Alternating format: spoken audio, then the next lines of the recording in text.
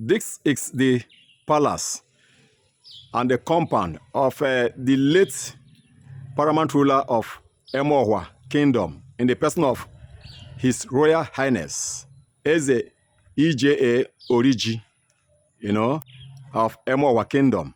I am going inside to meet, his biological son to tell us some things about his late father, that Ikure people do not know about.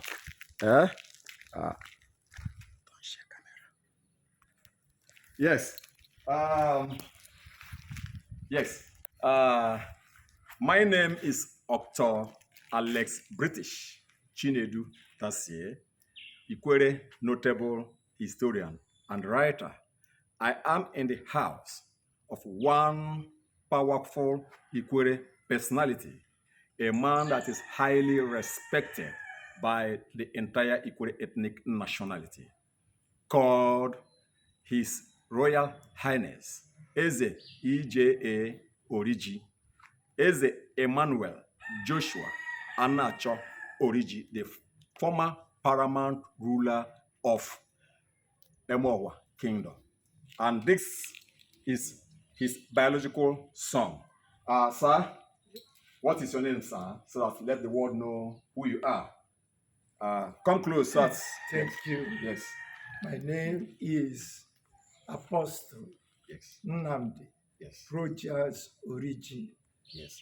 His name is Apostle Nnamdi Rogers Oriji, the biological son, child of the man we are talking about. Tell us about your father, sir. Thank you. My father, late Eze Yes. Emmanuel Anacho Joshua Oriji, was a very prominent man.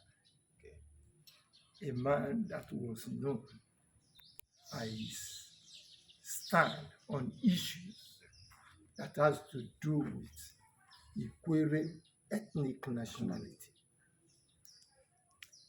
To talk about my father, to take days. Yes. But We for are the aware. purpose of this Yes. interview, Yes. he was a man that in his lifetime tried to establish the ruinous Narrative. Yes. that Ikwere people Yes. are attached or connected Yes. to any other group in Nigeria. And he stood his ground to establish that Ikwere is a distinct ethnic nationality. Fine. And that You're hearing it. Yes, that he stood for Yes. in all his life, whether as a politician Yes. or as the paramount ruler. He stood for it, he suffered for it, yes. He died for it. And that is who he was. Yes. You see, when we talk about Ikwere land, we are not talking about Ikwere of just only today. No. Ikwere has a foundation. And one of the people that laid the foundation for Ikwere to become or to be transformed into what it is today is the man we are talking about. So many people, especially people born before the Nigerian Civil War, do not know much about His Royal Highness Eze EJA Oriji, the man who stood for Ikwere people and fought for the liberation of Ikwere people, from what we call external influences and colonization. Especially, as you said, I have heard before about the Zik City. What does it mean? Let the world know about the proposed Zik City before the Civil War. Thank you. The Zik City issue came when there was a member of the Eastern Regional House of Assembly. And there was a move to turn Port Harcourt, which is the capital of the old and present Rivers State, to become a Zik City. And as a member of the Eastern Regional House of Assembly, he opposed it. He made them to understand that Listen very the carefully. Kwere ethnic nationality, which I said in Yes. a distinct, Yes. owned Port Harcourt. Yes. Yes, by reason of colonial whatever, Yes. we had the commercial, Port Harcourt was a commercial city Yes. inhabited by so many people. But it was not a no man's land. Yes. It belonged to the Kwere people. And he stood and fought for it. Yes. To the extent that it was difficult for an Ikwere man to become the mayor of Port Harcourt. Listen. And he stood and opposed his own political party. Yes. That an Ikwere man must come and be the mayor of Port Harcourt. Yes. And that was the election that brought Barrister Wobitike Wonode from Rebisi. From Rebisi. Okay. When he contested to Dele Gorono. Yes. And that from Bise. From Bise. And that election was won by Wobitike Wonode. It even led to his expulsion from the NCNC. And when that election was over and he won, he was restored back because he told them that let them go and contest and know who was popular. Yes. Whether the owners of Port Harcourt or strangers, visitors that were living in Port Harcourt. Yes. And that is history. Fine. He fought for it and he got it. Another version of it also is there. And let me also tell you one interesting thing about the man we are talking about. River State that we are talking about, that everybody is enjoying, came as the handiwork of few people who stood and fought for it, and of which the late His Royal Highness Eze EJA Oriji was a pioneer member, of those, who fought for the creation of River State. He was there for Ikwere people and assisted in the correspondences and movements that brought about the culmination of River State being a state of its own, having the status that it has today. Tell me, and the world, the little you know about the contribution of your father towards the creation of River State. Well, River State cannot, the history of River State cannot be complete without mentioning my late father. Yes. He was one of the major actors in the creation of Old River State out of the former Eastern region. Yes.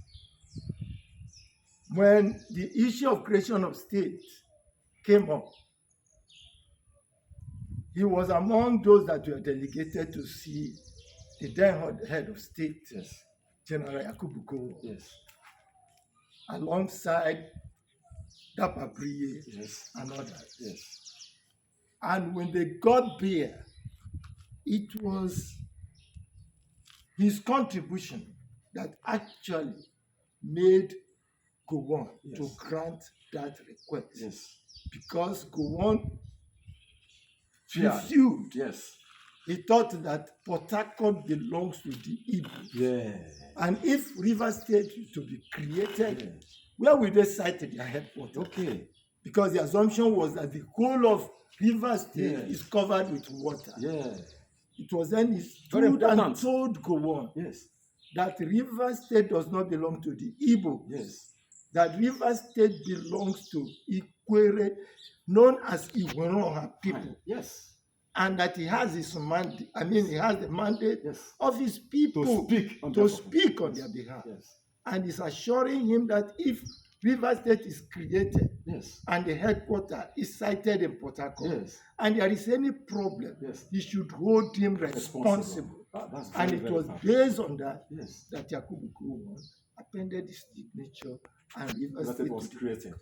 And it is in the annals of history that the former paramount of Emohua Kingdom, in the person of Eze Emmanuel Anacho Oriji, was one of those who stood their grounds, to fight for River State.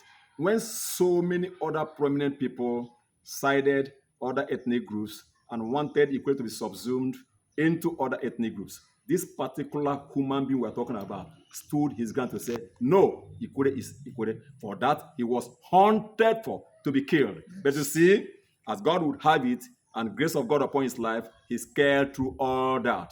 Today, he is celebrated by the entire Rivers people as a powerful honcho, a man of great quality and substance, a man who believed in the cause of Ikwere, who promoted also Ikwere cultures and practices, a man who loves and who loved his people when he was alive. What do you have to say more? Because I know that he was elected as a member of the Eastern House of Assembly. He was also a former chairman of County Council, Ikwere County Council, Ikwere Eche Federal Council. He was also the one who brought about the siting of the international airport at Ipo, yes. And Omagbaland, yes. I'm aware. Yes. The County Grammar School, Ikwere Eche, he also influenced that, I'm mentioning, too many. This man we're talking about is what you are to know about. As an Ikwere person, and even if you're not a Ikwere person, you have to be proud that a man of this caliber held out from Ikwere land. What do you have to say, Mosa? Yes, let me just add. Yes. The siting of the present Rivers State University of Science and Technology. Okay. Nkpolu. And including the Rivers State College of Education, now Ignatius and Juro, yes, were all influenced by him. Listen very, very well. He was the first commissioner, yes, of education, yes, in Rivers State. Yes. I want to put that very and the first Ikwere man to be made commissioner. So in the government of Mefolo, yes, the government of Alfred, yes.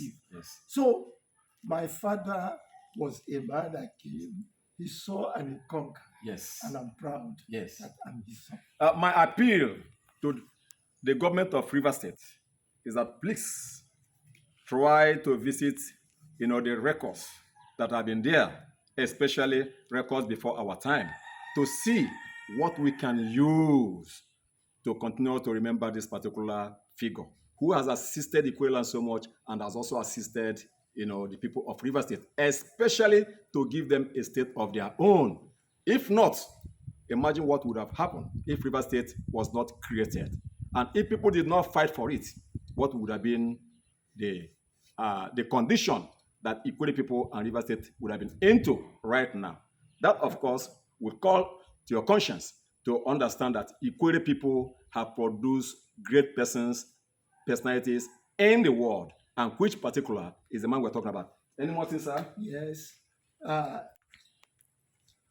me just appeal. Yes. That with a man that sacrificed his life, yes, and did everything to create the kind of state that we have, yes, that looking around the whole of Rivers State, and there is nothing to immortalize it, is something that is painful. Yes. And something that, as a family, yes, we are not happy. Yes. And we appeal to subsequent administration, yes, even the current one, yes, to ensure that the right thing is done. Thank you. Thank you. Meka, sir. Yes. Once your name again, sir? Apostle Nnamdi Oriji. Yes. It's my pleasure. Apostle Nnamdi Rogers Anacho Oriji, the biological son of Eze Emmanuel. Yes. Anacho Oriji. Ameka Sikwere. Yes. This is Personality Watch. And today, in the house of one strong man, a personality, a prominent figure that held out from Ikwere land, a man that was there when Ikwere needed him most. Ameka. Dear.